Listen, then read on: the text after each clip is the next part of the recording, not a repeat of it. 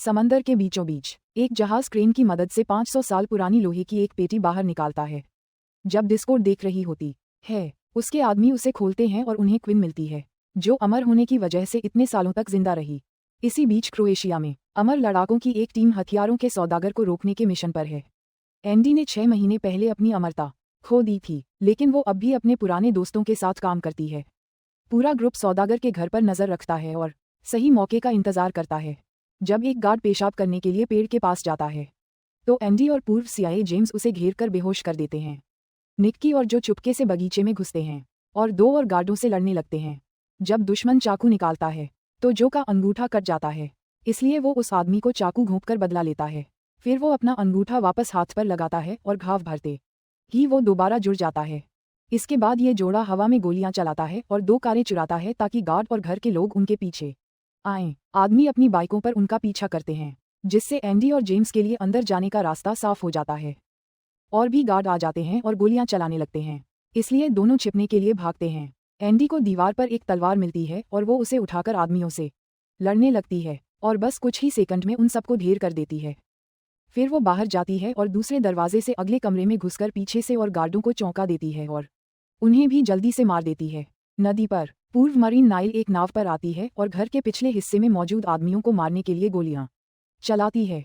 नाव सीढ़ियों से टकरा जाती है और नाइल को पैदल आगे बढ़ने के लिए कूदना पड़ता है। वो लगातार गोलियां चलाकर पीछे आ रहे आदमियों को मारती रहती है।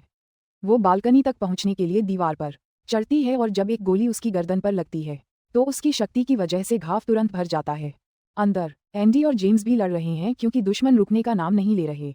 वे उन्हें गिराने के लिए गोलियों, तलवार के वार और मुक्कों का इस्तेमाल करते हैं। उसी पल नाइल बालकनी से कूदती है और एक झंडे को पकड़कर दीवार के सहारे झूलते हुए खिड़की तोड़कर अंदर घुसती है, ताकि अपने दोस्तों के साथ मिलकर आखिरी गार्ड को मार सके। पहाड़ के चारों ओर सड़क पर पीछा करना अब भी जारी है। गार्ड गोलियां चलाते हैं, इसलिए जो और निक्की भी वैसा ही जवाब देते हैं और इस बीच कुछ आदमियों को मार देते हैं। जब उनकी कारें एक बराबर आती हैं, तो निक्की खिड़की से रैंकर जो के पास जाने लगती है। दुश्मन की एक कार उसे टक्कर मारती है और उसका पैर तोड़ देती है, लेकिन टक्कर से वो कार सड़क से नीचे गिरकर टकरा जाती है। जैसे ही निक्की का पैर ठीक होता है, वो कार में बैठने से पहले सामने आ रही बाइकों को लात मारकर गिरा देता है। वे वापस जाने लगते हैं, तभी अचानक दुश्मन की एक नई गाड़ी आ जाती है। वे आपस में टकरा जाते हैं और हमारे हीरो समंदर में गिर जाते हैं, इसलिए अब उन्हें तैरकर किनारे तक जाना होगा। वापस घर में तीनों ऊपर जाते हैं और गार्डों को तब तक मारते रहते हैं जब तक उन्हें हथियारों का सौदागर नहीं मिल जाता। बस कुछ गोलियों से वे उसे बालकनी से नीचे गिराकर मार देते हैं। जाने से पहले नाइल उस आदमी के कलेक्शन से एक भाला चुरा लेती है।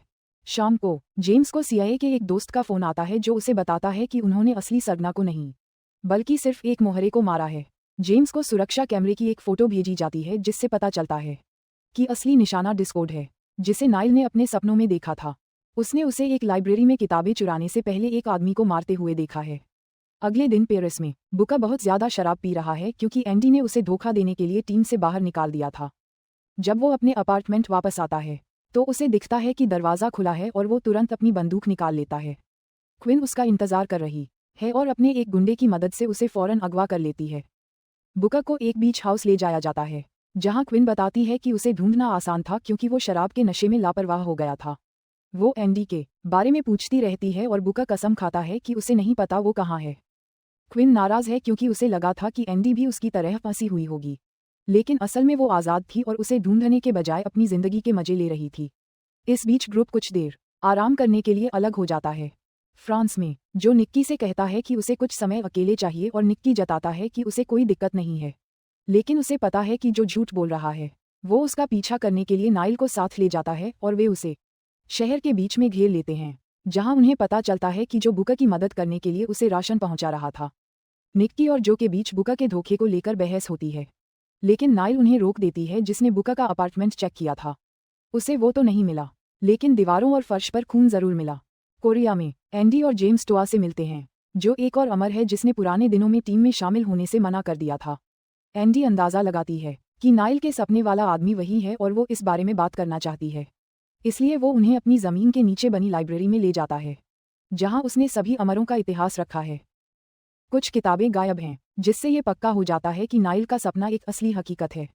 टोआ बताता है कि उसे डिस्कोर्ड ने लूटा था, जो सबसे पहली अमर है और अब वो हमारे लिए बहुत बड़ा खतरा बन चुकी है। डिस्कॉर्ड और टोआ पहले दोस्त हुआ करते थे और उन्होंने ये भी देखा था कि कैसे 500 साल पहले धार्मिक पाखंडियों ने एंडी और क्विन को पकड़ लिया था। टोआ ने उनकी मदद के लिए कितनी भी मिन्नतें की, डिस्कॉर्ड ने मना कर दिया और वहां से चला गया। टोआ एंडी को बचाने में तो कामयाब रहा, लेकिन क्विन के लिए बहुत देर हो चुकी थी क्योंकि उसे पहले ही समुद्र में फेंक दिया गया था। छिपकर रहने के दौरान डिस्कॉर्ड ने इंसानियत की क्रूरता से खुद को बचाने के लिए दौलत और ताकत इकट्ठा की, जिससे हथियार तस्करों के साथ उसके सौदों का पता चलता है। टोआ नहीं जानता कि वह अब वापस क्यों आए है, लेकिन उसने टीम के इतिहास वाली किताबें चुरा ली हैं। एंडी कबूल करती है कि उसने अपनी अमरता खो दी है और उसे डर है कि शायद डिस्कॉर्ड को ये पता चल जाए। कुछ घंटों बाद वे अपने सुरक्षित ठिकाने पर लौटते हैं, जहां टोआ बाकी टीम से मिलता है। जानकारी साझा करने के बाद जो को बुका का फोन आता है, जो मिलने के लिए कहता है। निक्की और जो उसे लेने जाते हैं और घर ले आते हैं, जहां कोई भी उसे देखकर खुश नहीं है। बुकर एंडी को बताता है कि क्विन बाहर है और उसे उसका एक पत्र देता है। संदेश में एंडी को क्विन से उनकी पुरानी खास जगह पर मिलने के लिए कहा गया है और एंडी तुरंत अपनी कार की ओर भागती है। नाइल उसके पीछे आती है और उसे अपने साथ बैकअप के तौर पर ले जाने के लिए मना लेती है। घर में बुकर मिलनसार होने की कोशिश करता है, लेकिन निक्की कहती है कि वे पक्का नहीं कह सकते कि उसने उन्हें फिर से धोखा नहीं दिया है। सफर के दौरान एंडी उस दिन को याद करती है जब उसने क्विन को खो दिया था। वह जगह जलकर खाक हो रही थी और वह इतनी गुस्से में थी कि उसने एक अनजान आदमी को मारने की कोशिश की। सिर्फ अपने प्यार की याद ने उसे रोका।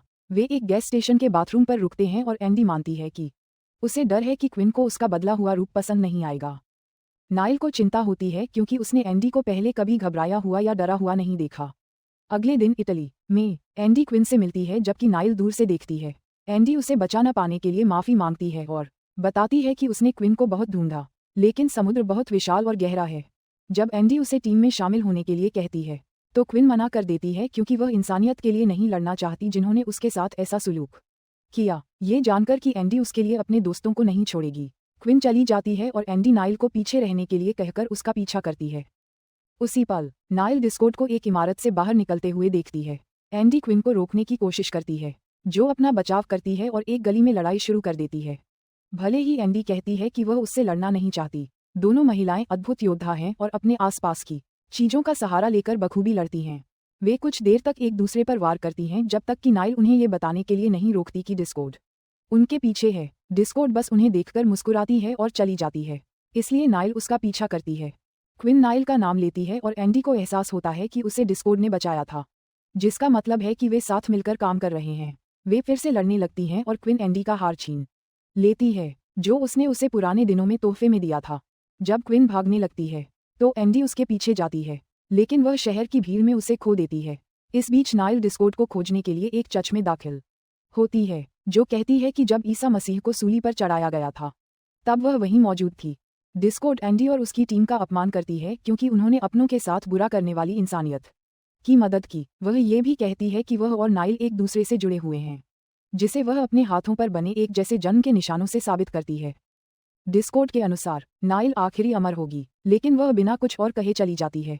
बाद में टीम सुरक्षित ठिकाने पर लौटती है और चर्चा करती है कि क्या हुआ, लेकिन उन्हें नहीं पता कि आगे क्या करना है। एंडी उस दिन के बारे में सोचती है जब क्विन ने उसे हार दिया था और अकेले में शोक मनाती है। टोआ बुकर से पूछता है कि क्या नाइल ने कभी एंडी को चोट पहुंचाई थी, और बुकर बताता है कि जब वे मिले थे तो उनके बीच लड़ाई हुई थी और नाइल ने एंडी को चाकू मार दिया था। एक पुरानी कथा के आधार पर टोआ यह निष्कर्ष निकालता है कि नाइल के पास अमरता छीनने की शक्ति है और डिस्कॉर्ड उन सभी से छुटकारा पाने के लिए उसका इस्तेमाल करना चाहती है। वह ये भी बताता है कि नाइल द्वारा घायल होने पर एक अमर व्यक्ति के पास अपनी अमरता खोने से पहले उसे किसी और को सौंपने का विकल्प होता है। सुबह में बुकर एंडी से कहता है कि उसे चले जाना चाहिए, लेकिन एंडी आपातकालीन स्थिति के कारण उसे रुकने की अनुमति देती है। वह ये भी स्वीकार करता है कि वह अपनी जिंदगी को सार्थक बनाने के लिए एक अंतिम तारीख चाहता है। एक एयरपोर्ट पर डिस्कॉर्ड एंडी की टीम से बदला लेने के लिए क्विन को भड़काना जारी रखती है। क्विन कहती है कि वह भी इंसानियत से बदला लेना चाहती है, जिससे डिस्कॉर्ड सहमत हो जाती है। बाद में इंडोनेशिया में एक परमाणु सुविधा के बाहर एक ट्रक दिखाई देता है। गार्ड तुरंत गोलियां चलाना शुरू कर देते हैं, लेकिन ट्रक चलता रहता है और गेट से टकरा जाता है, जिससे एक छोटा धमाका होता है। लोगों को लगता है कि ड्राइवर मर चुका है, लेकिन वह क्विन निकलती है, जो जल्द ही होश में आ जाती है। वह गार्डों का ध्यान भटकाने के लिए एक आदमी को बंधक बना लेती है और डिस्कॉर्ड के गुर्गे पीछे से उन सभी को मार गिराते हैं। फिर वह समूह मुख्य इमारत में और गाड़ियां घुसा देता है, जिससे कर्मचारियों में भगदड़ मच जाती है।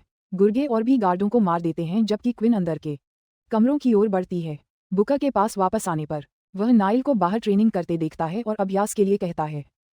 टोआ देखता है कि उन दोनों का हुनर काफी मिलता जुलता है और वह भी उनके साथ शामिल होने के लिए कहता है। फिर उन तीनों के बीच एक जोरदार मुकाबला शुरू हो जाता है, जिससे ये साबित होता है कि वे अकेले ही कई दुश्मनों का सामना करने की ताकत रखते हैं। आखिरकार नाइल के हाथों बुका का हाथ कट जाता है और वो माफी मांगती है, पर कोई इसे बड़ी बात नहीं मानता। अकेले में बुका टोआ को दिखाता है कि उसका जख्म भर नहीं रहा है, यानी थ्योरी सही है और वो अब अमर नहीं रहा। बुका टोआ से कहता है कि ये राज एंडी से छुपा कर रखे। इसके बाद जेम्स मीटिंग बुलाता है क्योंकि उसे न्यूक्लियर प्लांट के सुरक्षा फुटेज मिले हैं। क्विन की टीम ने बिल्डिंग पर कब्जा कर लिया है और न्यूक्लियर कोर में बम लगा दिया है। वो सब अंदाजा लगा लेते हैं कि ये एक जाल है, पर उनके पास जाने के अलावा कोई चारा नहीं है, क्योंकि परमाणु धमाका और भी बुरा होगा। अकेले में जो निक्की के सामने कबूल करता है कि वो डरा हुआ है। फिर वो एक दूसरे को दिलासा देते हैं, ये जानते हुए कि उनका प्यार हमेशा अमर रहेगा। कुछ ही घंटों में टीम अपनी बाइकों पर न्यूक्लियर प्लांट पहुंच जाती है। जेम्स बाहर रुकता है और बिल्डिंग के स्कैन का इस्तेमाल करके ईयरपीस के जरिए बाकी लोगों को रास्ता दिखाता है। जब ग्रुप प्लांट की तलाशी लेता है तो उन्हें जगह जगह छोटे बम लगे हुए मिलते हैं। आखिरकार गुंडे उन्हें घेर लेते हैं और चूंकि वो धमाकों के करीब हैं, इसलिए कोई भी गोलियां नहीं चलाना चाहता। अब मार्शल आर्ट्स, चाकू, तलवार और कुल्हाड़ियों के साथ आमने सामने की जंग शुरू हो जाती है। गुंडे अच्छे लड़ाके नहीं हैं, पर वो इतनी फुर्ती से हमला करते हैं कि टीम को अलग होना पड़ता है। जैसे ही कुछ गुंडों को रेलिंग से नीचे फेंका जाता है, एक अचानक हुए धमाके से निक्की को काफी चोट पहुंचती है और वो भी गिर जाता है, पर वो जल्दी संभल जाता है। टोआ, निक्की और जो को एक दरवाजा मिलता है और वो आगे बढ़ने का फैसला करते हैं। गलियारे में एक और छोटा धमाका उनका इंतजार कर रहा होता है, पर वो उन्हें बस एक पल के लिए ही रोक पाता है। वो कंट्रोल रूम तक पहुंच जाते हैं और वहां उन्हें डिस्कॉर्ड के और आदमी घेर लेते हैं, इसलिए मारकाट और हिंसा के साथ लड़ाई जारी रहती है। वो दुश्मनों को जल्दी ही हरा देते हैं, लेकिन तभी उनके पीछे के दरवाजे बंद हो जाते हैं और वो फंस जाते हैं। अचानक कमरे में लिक्विड नाइट्रोजन भरने लगती है और वो तुरंत उन तीनों को जमा देती है। फिर कुछ और आदमी आकर उनकी लाशों को बैग में भरकर ले जाते हैं। कोर रूम में दो आदमी एंडी को घेर लेते हैं और उसे चिढ़ाकर नीचे गिरा देते हैं, इसलिए नाइल एक खतरनाक छलांग लगाकर उस तक पहुंचने की कोशिश करती है। हालांकि जिस पाइप को उसने पकड़ा है वो टूट जाता है और मलबे के साथ वो नीचे गिर जाती है। गुस्से में एंडी उन गुंडों पर भारी पड़ती है जिन्होंने उसे पकड़ा था, लेकिन जब वो नीचे देखती है तो उसे नाइल कहीं नहीं दिखती। बाहर जेम्स को पास में कुछ आदमी दिखते हैं और वो अपनी बंदूक लेकर बाहर आ जाता है। वो गोलियां चलाता है, पर उनकी तादाद बहुत ज्यादा है और वो उसे फौरन पकड़ लेते हैं। एंडी परेशान हो रही है क्योंकि कोई भी उसकी कॉल का जवाब नहीं दे रहा है। कुछ आदमी उसे अचानक दबोचकर जमीन पर पटक देते हैं, पर तभी बुकर अपनी कुल्हाड़ी से उन्हें ढेर कर देता है। अचानक दरवाजे पर एक और छोटा धमाका होता है और उनका रास्ता रुक जाता है, इसलिए उन दोनों को दूसरा रास्ता चुनना पड़ता है। जब एंडी को समझ आता है कि डिस्कॉर्ड दरवाजों को कंट्रोल कर रहा है तो वो सिक्योरिटी कैमरे तोड़ देती है। तभी बुका गौर करता है कि एंडी के जख्म भर रहे हैं और वो उसे बताता है कि उसने अपनी अमरता उसे दे दी है। अगले हिस्से में वो और भी गुंडों को मार गिराते हैं और एंडी के हाथ पर चोट लगती है। वो उसे ठीक होते हुए देखती है और आखिरकार उसे बुका की बात पर यकीन हो जाता है। और भी आदमी उनका पीछा कर रहे हैं, इसलिए बुका दरवाजे से भागकर उसे पीछे से बंद कर देता है ताकि एंडी मिशन जारी रख सके और वो दुश्मनों का ध्यान भटका सके। बेबस एंडी अलग अलग तरीकों से दरवाजा खोलने की कोशिश करती है पर नाकाम रहती है। बुका को कई गोलियां लगती हैं, पर वो अंत तक लड़ता रहता है और खुद मरने से पहले सभी आदमियों को खत्म कर देता है। इस बीच नाइल मलबे से बाहर निकलती है और कोर की तरफ बढ़ती है, जहां उसे क्विन मिलती है। वो उसे बताने की कोशिश करती है कि डिस्कॉर्ड उसे बहका रहा है, पर क्विन उस पर हमला कर देती है। दोनों के बीच काफी मुकाबला होता है और आखिर में नाइल क्विन के पेट पर वार करके उसकी अमरता छीन लेती है। जब क्विन सदमे में अपने जख्म को देखती है, तभी डिस्कॉर्ड नाइल के पीछे आकर उसे तलवार घोंप देता है। फिर उसके आदमी नाइल को भी उठाकर ले जाते हैं। अब जब बाकी टीम हार चुकी है, दरवाजा खुलता है और एंडी अपनी तलाश जारी रखती है। आखिरकार उसे मुख्य बम मिल जाता है और पास ही क्विन ट्रिगर लेकर बैठी होती है। वो उस पुरानी सोच के बारे में बात करते हैं जो कभी उनके बीच थी और वो अब असल में क्या बन गए हैं, जिससे क्विन बम न फटने देने के लिए मान जाती है। ये देखने के बाद कि क्विन के जख्म नहीं भर रहे, एंडी को एक अजीब आवाज आती है और वो बाहर भागती है। पता चलता है कि डिस्कॉर्ड 2 हेलीकॉप्टरों में सबकी लाशें ले जा रहा है। एंडी एक लंबी छलांग लगाती है और कुल्हाड़ी से हेलीकॉप्टर का शीशा तोड़कर लटक जाती है।